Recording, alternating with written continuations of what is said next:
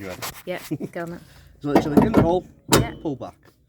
Goes in the green, that's on solid. Electrics are there. To get it off, push in, twist clockwise. It'll just drop out. That cap goes up that way, just to keep any muck out of the tow bar housing. Yeah. Now, this panel, these are the hooks. That slots up into the holes. Then underneath, flat-headed screwdriver or spoon or something will work. Yeah. Push up, twist clockwise on all three. They are a bit fiddly at times.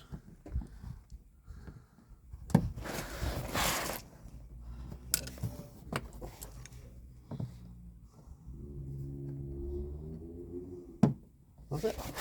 That's all. Yeah. No cutting required. Brilliant. That's